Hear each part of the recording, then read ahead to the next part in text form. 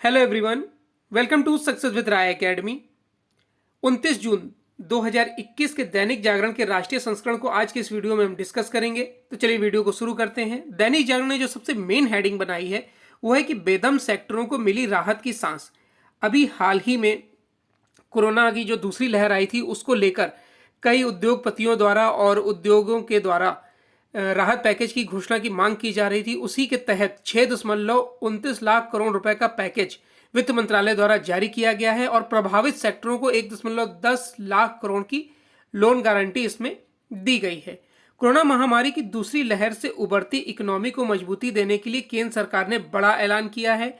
इसके तहत सरकार ने लॉकडाउन से प्रभावित उद्योग धंधों को कर्ज की नई सुविधा देने के लिए कारोबारी समुदाय में आशा का नया संचार किया है और सोमवार को कुल 6,28,693 करोड़ रुपए का राहत पैकेज का ऐलान किया है।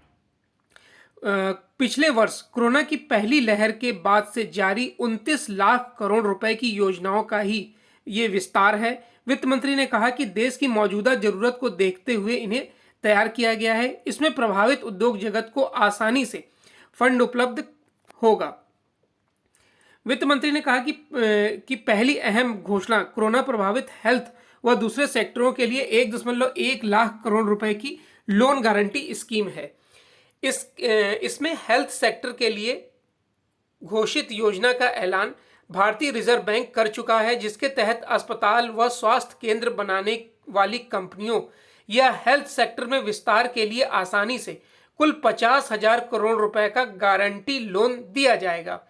इस पर अधिकतम 7.95% ब्याज रहेगी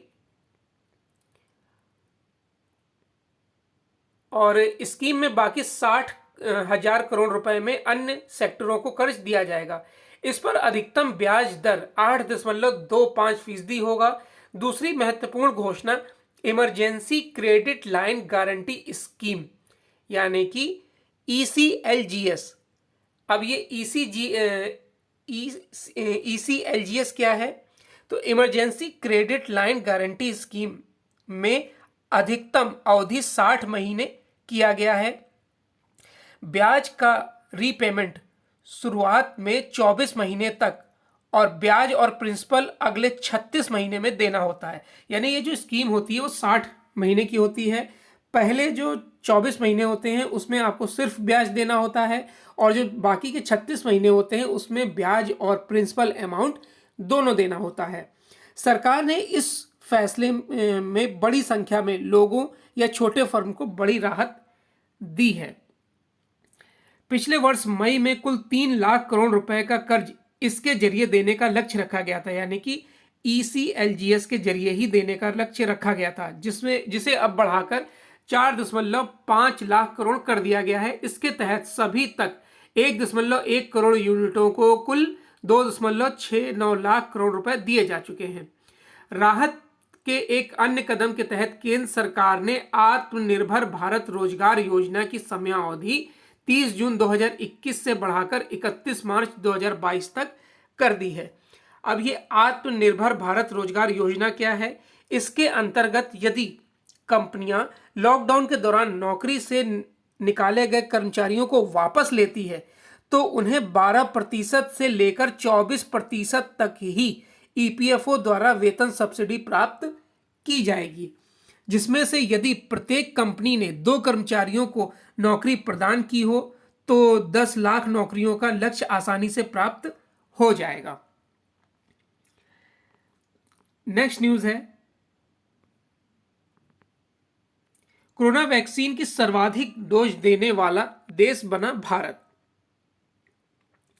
इसमें यह बताया गया है कि अमेरिका ने अभी 32.33 करोड़ डोज दी है, तो भारत ने 32.36 करोड़ डोज दे दी है। और विशाल आबादी के चलते भारत के सामने टीकाकरण में अभी भी कई बड़ी चुनौतियां पेश आ रही हैं।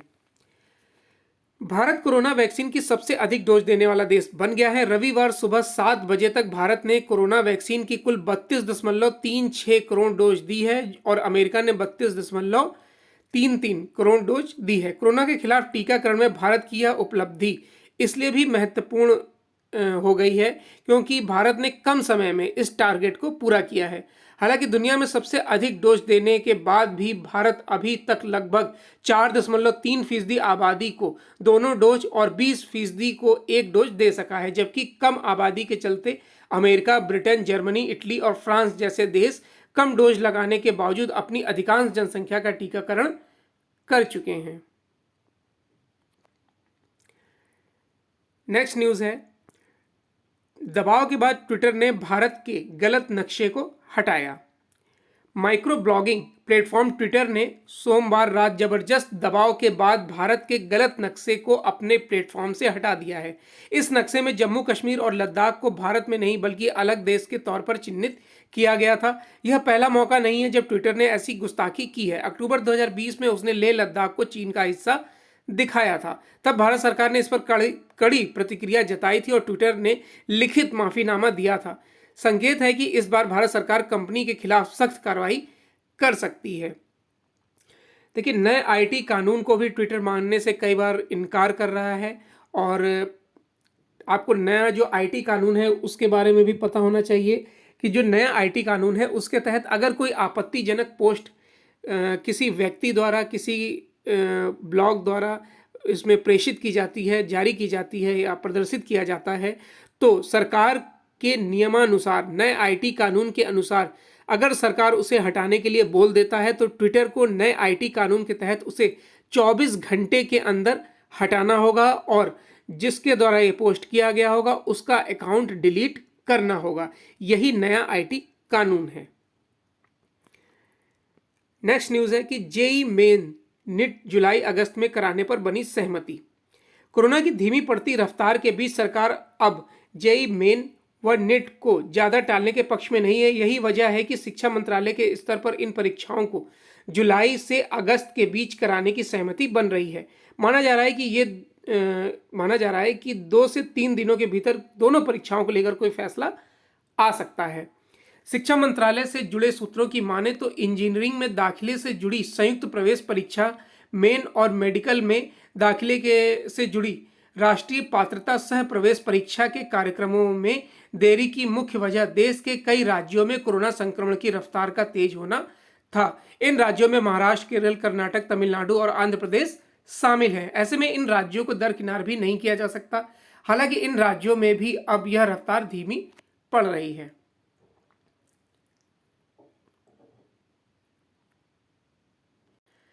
नेक्स्ट न्यूज़ है कि धमकाने की कोशिश भी बर्दाश्त नहीं करेगा भारत। ये स्टेटमेंट दिया है रक्षा मंत्री राजनाथ सिंह ने।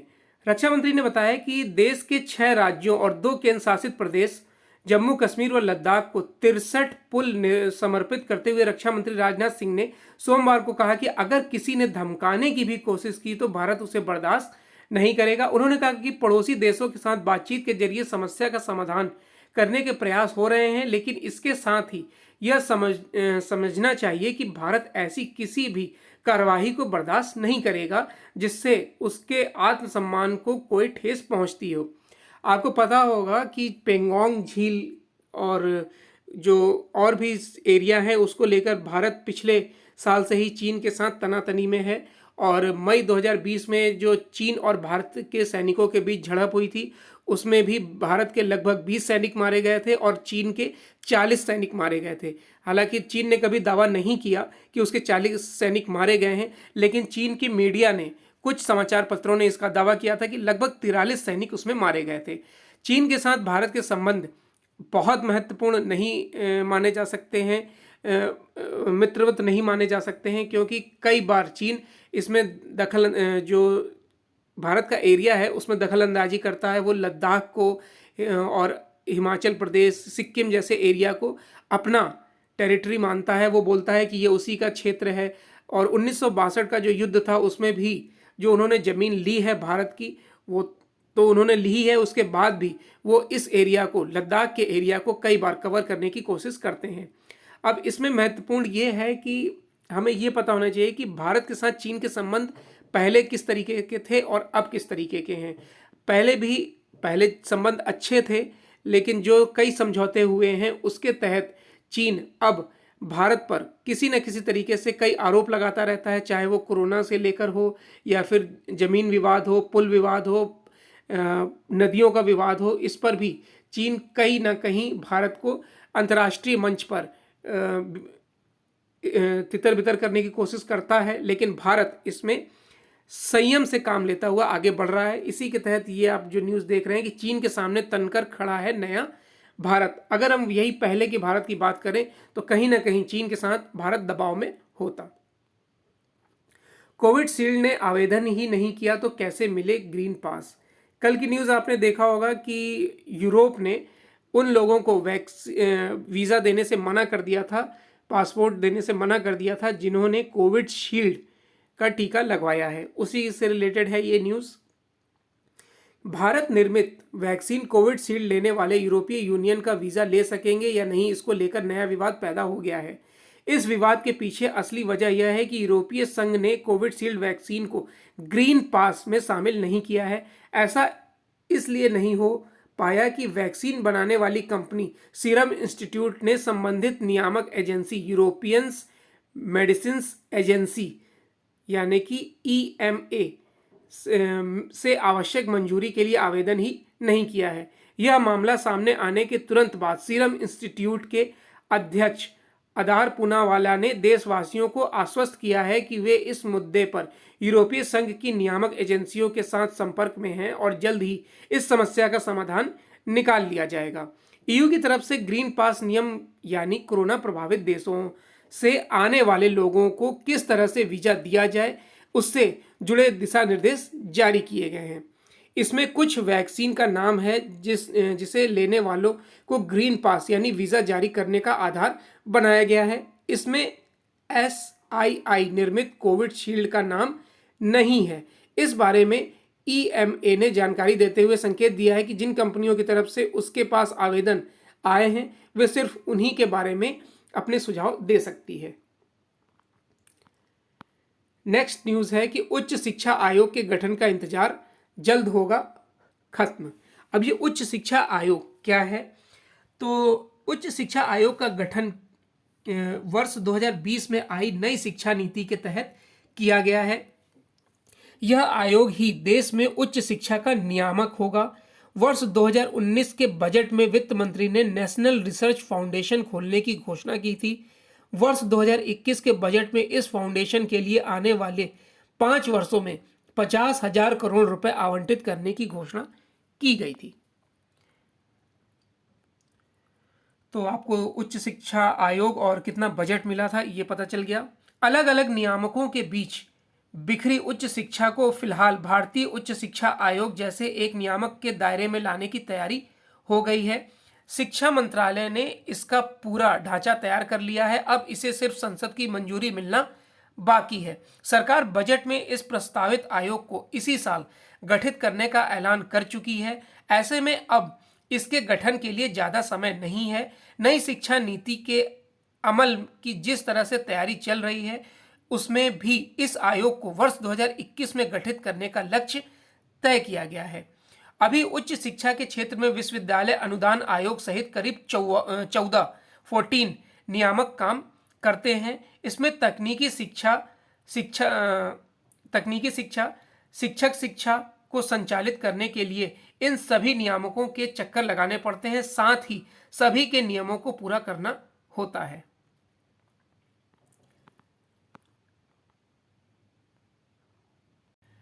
नेक्स्ट पेज है बिजनेस पेज। बिजनेस पेज में जो पहली न्यूज़ है कि नए राहत उपाय करेंगे पर्यटन उद्योग को गाइड। कोरोना ने पर्यटन से जुड़े उद्योग की कमर तोड़ दी है। बड़ी संख्या में स्थानीय स्तर पर रोजगार देने वाले इन सेक्टरों में देश विदेश के लॉकडाउन ने सबसे ज्यादा बेरोजगारी पैदा की है। सोमवार को घोषित राहत पैकेज के तहत वित्त मंत्री निर्मला सीतारमण ने इस उद्योग को राहत के लिए भारत आने वाले शुरुआती 5 लाख पर्यटकों को मुफ्त वीजा देने का ऐलान किया है। मतलब पहले आओ पहले पाओ वाला हिसाब कर दिया है ताकि पर्यटन क्षेत्र को ज़्यादा मजबूती मिले और शुरू के जो 5 लाख लोग आएंगे उन्हें वीज़ा की ज़रूरत नहीं होगी या फिर आसानी से दे दिया जाएगा। प्रधानमंत्री नरेंद्र मोदी ने हाल ही में कोरोना से प्रभावित पर्यटन व इससे जुड़े लोगों की समस्या के बारे में बात की है। वित्त मंत्री ने 11,000 पंजीकृत टूरिस्ट गाइड को पर्सनल लोन देने की घोषणा की है। इसके तहत टूरिस्ट एजेंसियों को 10 लाख और गाइड को 1 लाख रुपए तक का कर्ज दिया जाएगा। इनसे कोई फीस नहीं ली जाएगी और समय से पहले चुकाने पर कोई अतिरिक्त फीस नहीं वसूली जाएगी। उसके बाद है कि P3 यानी कि PPP परियोजना में लाएंगे तेजी। अब ये PPP या P3 परियोजना क्या है? पब्लिक प्राइवेट पार्टनरशिप के तहत सरकार निजी कंपनियों के साथ अपनी परियोजनाओं को अंजाम देती है। देश के कई हाईवे इसी मॉडल पर बने हैं। यह एक ऐसा करार है जिसके द्वारा किसी जन सेवा या बुनियादी ढांचे के विकास के लिए धन की व्यवस्था की जाती है।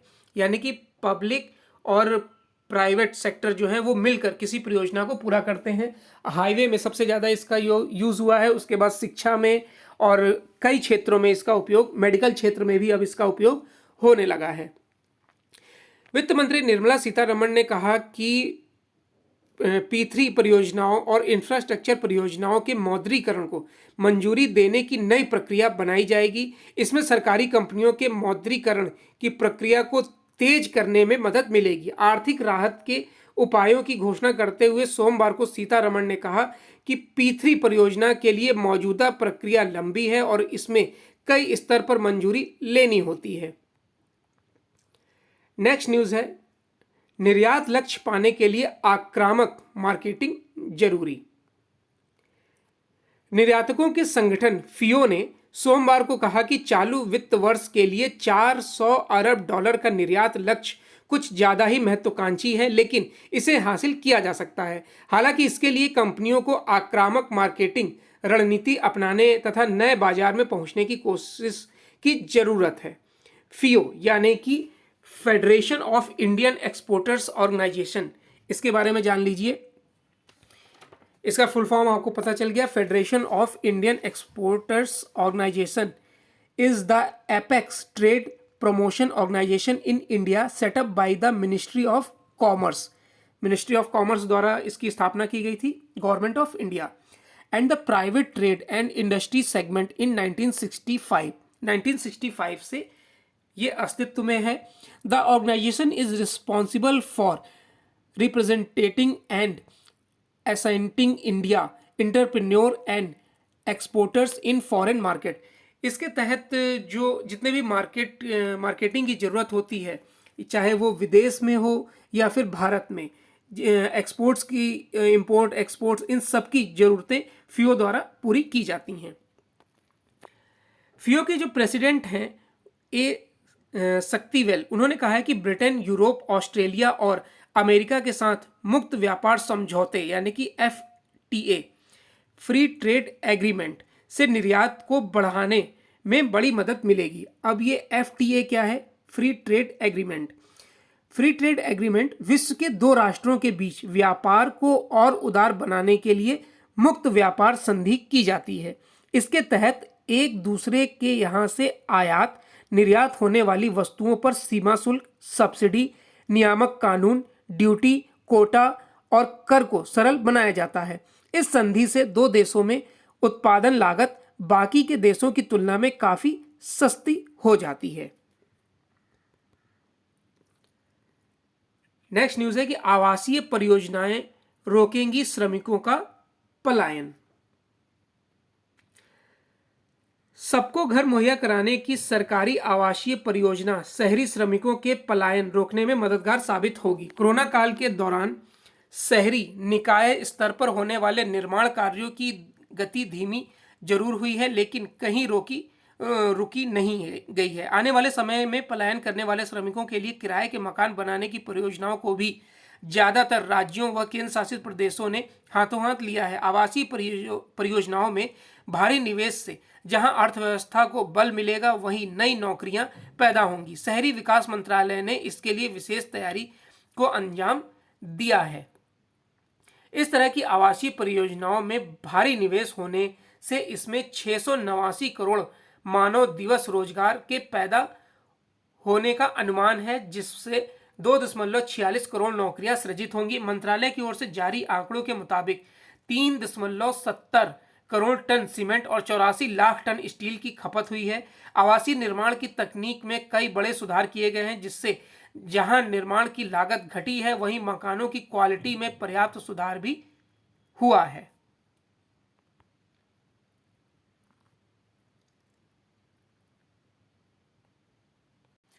नेक्स्ट पेज है हमारा एडिटोरियल पेज। एडिटोरियल पेज का जो पहला आर्टिकल है वो है मजहबी साम्राज्यवाद से लैस मतांतरण, और यह आर्टिकल लिखा है इंडिक एकेडमी के सदस्य एवं वरिष्ठ स्तंभकार विकास सारस्वत द्वारा। इन्होंने आर्टिकल में ये बताया है कि किस तरीके से धर्मांतरण किया जा रहा है, और उसमें अब जब जांच की गई है यूपीएसआईटी द्वारा, स्पेशल टास्क फोर्स द्वारा, तो उसमें ये बातें निकल के आई हैं कि उसमें विदेशी फंडिंग हो रही थी। इसमें कई लोगों का मतांतरण किया गया है, यानी उनका धर्म परिवर्तन किया गया है। इस धर्म परिवर्तन के कारण समाज में किस तरीके से कुरीतियाँ फैलती हैं, किस तरीके से समाज प्रभावित होता है, हम प्रभावित होते हैं, राष्ट्र प्रभावित होता है, और इसका निवारण क्या है, ये सब बातें इस आर्टिकल में बताई गई हैं। तो चलिए आर्टिकल को देखते हैं।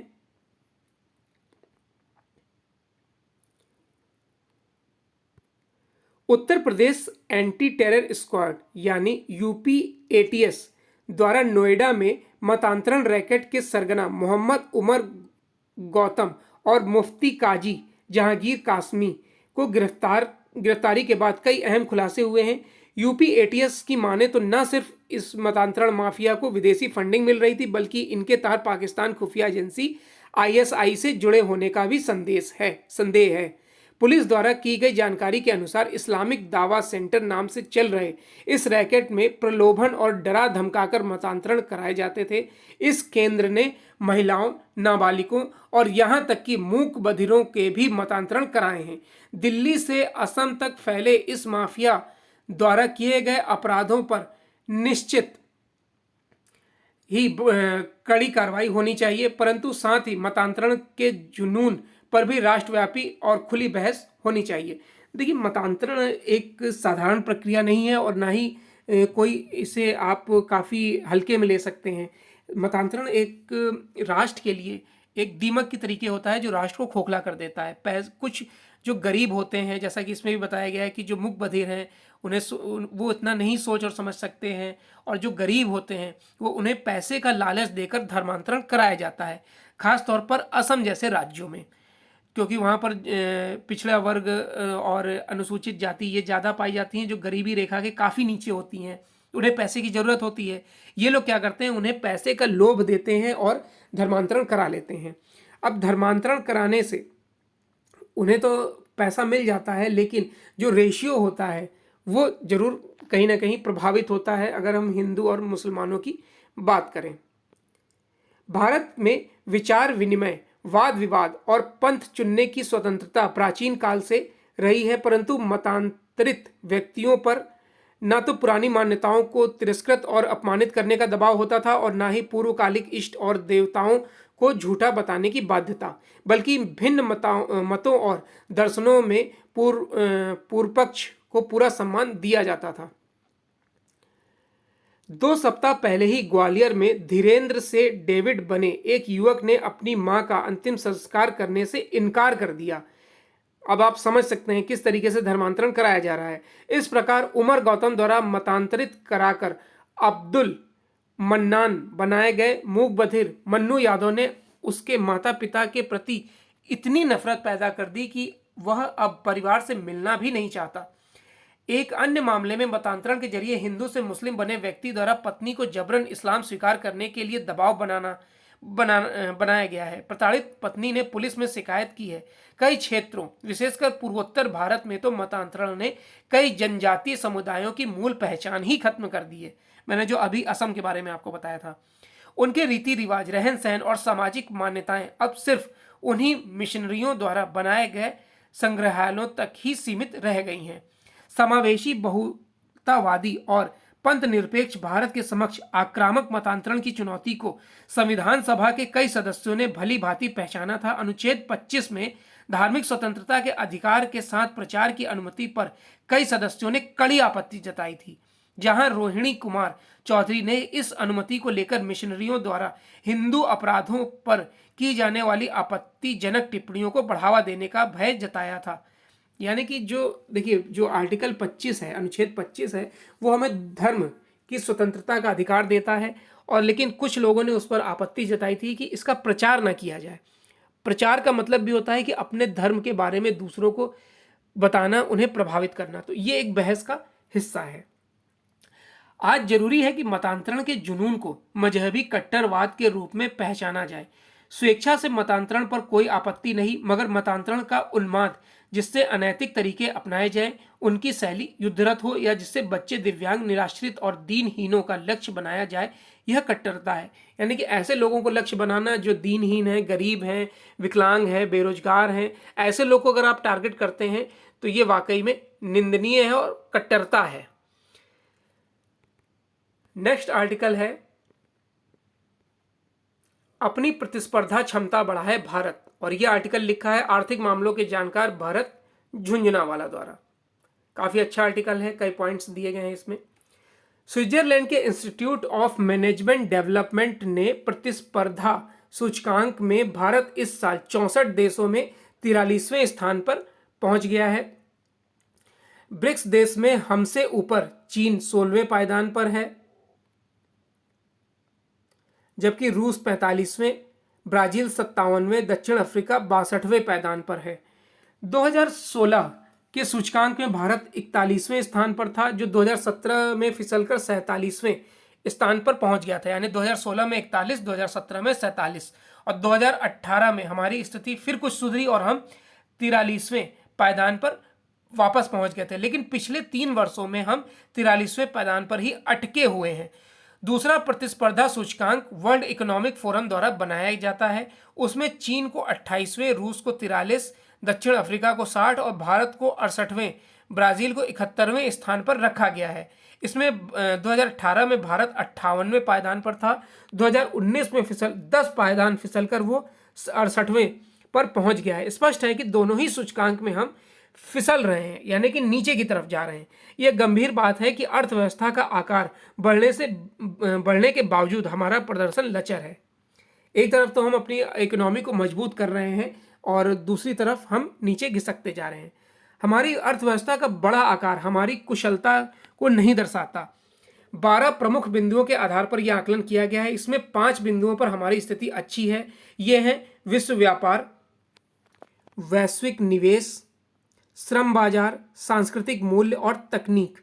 वहीं महंगाई, प्रशासनिक संस्थाएं, सामाजिक स्थिरता, उत्पादकता और बुनियादी संरचना जैसे 5 बिंदुओं पर हम कमजोर हैं। जबकि शिक्षा और स्वास्थ्य में हमारी स्थिति बहुत दयनीय है। शिक्षा के मामले में हम 64 देशों में 59वें और स्वास्थ्य में एकदम अंतिम 64वें स्थान पर है। ऐसे में इन बिंदुओं पर पड़ताल जरूरी हो जाती है। पहले शिक्षा की बात करें तो IMD के अनुसार भारत में युवा बेरोजगारी पिछले वर्ष के 10.4% से बढ़कर 23% हो गई है। काफी इंपॉर्टेंट आंकड़े हैं ये। स्पष्ट है कि हमारी शिक्षा व्यवस्था द्वारा युवाओं को ऐसे कौशल नहीं सिखाए जा रहे हैं जिससे वे जीवन यापन कर सकें। रिजर्व बैंक के अनुसार 2020 में केंद्र एवं राज्य सरकारों द्वारा शिक्षा पर 6.5 लाख करोड़ रुपए खर्च किए गए थे। करीब 4.6 करोड़ छात्रों पर 14,196 रुपए प्रति छात्र हर साल खर्च किए जा रहे हैं। फिर भी हमारी लचर स्थिति इस कारण है कि यह रकम मुख्य रूप से सरकारी अध्यापकों को वेतन देने में खप रही है। यह बात भी सही है कि जो सरकारी टीचर होते हैं उनकी पेमेंट होती है 60,000, 70,000 से 1 लाख रुपए तक, और एजुकेशन 0। और वहीं प्राइवेट स्कूल के जो टीचर होते हैं उनकी पेमेंट होती है 10,000 से लेके 30,000 तक, और वहाँ एजुकेशन अच्छी दी जाती है। आप कह सकते हैं सरकारी आंकड़ों के मुकाबले उनकी स्थिति अच्छी है। तो इस पर फोकस सरकार क्यों नहीं करती है? आपने भी देखा होगा कि सरकारी टीचरों के कई वीडियो सामने आते हैं, उसमें उनसे कुछ भी जनवरी की स्पेलिंग पूछी जाती है तो उन्हें नहीं आती है। भारत के प्रधानमंत्री के पद के बारे में पूछा जाता है तो उन्हें नहीं पता होता है। खुद शिक्षा क्षेत्र के बारे में उन्हें नहीं पता होता है, और उनकी पेमेंट होती है 1 लाख रुपए, 60,000 से लेकर 1 लाख रुपए तक। और आपको पता ही है कि वहाँ के जो बच्चे हैं उनकी स्थिति क्या है। या तो वो अनुपस्थित रहते हैं, और उपस्थित भी रहते हैं तो उनसे कुछ पूछिए तो उन्हें नहीं पता होता है। तो ये भी एक बहुत बड़ा कारण है यहाँ की व्यवस्था को और सुधारा जाना चाहिए। वर्तमान में ग्रामीण क्षेत्रों में अंग्रेजी मीडियम के विद्यालयों की मासिक फीस लगभग 12,000 रुपये प्रति वर्ष है। अतः बच्चों को अच्छे विद्यालय में जाने का अवसर मिल जाएगा और हमारी शिक्षा में शीघ्र सुधार संभव होगा। इसके अलावा सरकार को 8वीं कक्षा से कंप्यूटर शिक्षा अनिवार्य कर देनी चाहिए, जिसमें भविष्य के लिए बच्चों की क्षमता विकसित हो सके। सरकारी अध्यापकों के वेतन इन वाउचर से मिली रकम से दिया जाए। बिल्कुल सही पॉइंट बताया गया है इसमें। हमारी दूसरी कमजोरी स्वास्थ्य एवं पर्यावरण के क्षेत्र में है। IMD की सूची में हम इस बिंदु पर सबसे निचले स्थान पर हैं। इस बिंदु के दो पहलू हैं, प्रदूषण और स्वास्थ्य। हम दोनों में ही हम 64वें पायदान पर हैं। सरकार की नीति है कि आर्थिक विकास हासिल करने के लिए प्रदूषण को अनदेखा किया जाए। पिछले कुछ अरसे से थर्मल बिजली परियोजनाओं पर लागू वायु प्रदूषण मानकों में छूट दी गई है। नदियों को बड़े जहाज चलाकर प्रदूषित किया जा रहा है। ऐसी गतिविधियों का परिणाम है कि प्रतिस्पर्धा सूचकांक में हम सबसे नीचे पायदान की तरफ पहुंचते जा रहे हैं। स्वास्थ्य के मोर्चे पर हमारी स्थिति गंभीर है। ऑस्ट्रेलिया जैसे बड़े लोकतांत्रिक देश और चीन जैसे बड़े लोकतांत्रिक देश दोनों ही की तुलना में हम कोविड संकट का पूर्वानुमान लगाने एवं सुरक्षात्मक कदम उठाने में विफल रहे हैं। नेक्स्ट आर्टिकल है टीकाकरण में तेजी। यह आर्टिकल हम कई बार डिस्कस कर चुके हैं। नेक्स्ट न्यूज है कि बढ़ रहा है जलवायु परिवर्तन का खतरा। सबसे पहले आपको पता होना चाहिए कि जलवायु परिवर्तन क्या होता है। देखिए, पृथ्वी का वातावरण जिस तरह से सूर्य की कुछ ऊर्जा को ग्रहण करता है उसे ग्रीन हाउस इफेक्ट कहते हैं। पृथ्वी के चारों ओर ग्रीन हाउस गैस की एक परत होती है। ये परत अधिक ऊर्जा सोख रही है और धरती का तापमान बढ़ा रही है। इसे आमतौर पर ग्लोबल वार्मिंग या जलवायु परिवर्तन कहा जाता है। अब इसका कारण क्या है? देखिए, ग्रीन हाउस गैस के उत्सर्जन जैसे carbon dioxide, methane, nitrous oxide, sulphide oxide आदि के उत्सर्जन से में वृद्धि पृथ्वी के औसत तापमान में वृद्धि का एक प्रमुख कारण है। समूचे विश्व के लिए आज जलवायु परिवर्तन एक चुनौती है और यह संकट लगातार बढ़ता जा रहा है। इसके कई कारण हैं। इसमें इंसानों की कई गतिविधियां भी शामिल हैं। दुनिया भर के विज्ञानी इसके दुष्परिणामों को जानने के लिए अध्ययन कर रहे हैं। साथ ही इससे बचने के लिए उचित कदम उठाने के भी सुझाव दिए जा रहे हैं। इस जलवायु परिवर्तन के कारण ग्लेशियर तेजी से पिघल रहे हैं, जिसके कारण नदियां, सागरों के जल स्तर में वृद्धि हो रही है, जो भविष्य में विकराल रूप ले सकती है। भारतीय प्रौद्योगिकी संस्थान यानी IIT इंदौर द्वारा किए गए एक अध्ययन में यह बात सामने आई है कि जलवायु परिवर्तन के कारण हिमालय पर्वत श्रृंखलाओं में बर्फ और ग्लेशियर तेजी से पिघल रहे हैं, जिसके कारण हिमालय से निकलने वाली सिंधु, गंगा और ब्रह्मपुत्र जैसी नदियों के जलस्तर में वृद्धि देखने को मिल रही है। तो ये आज का यानी 29 जून का दैनिक जागरण का राष्ट्रीय संस्करण था। आई होप आपको वीडियो अच्छा लगा होगा। वीडियो अच्छा लगा हो तो लाइक और शेयर कर दीजिएगा। वीडियो देखने के लिए धन्यवाद।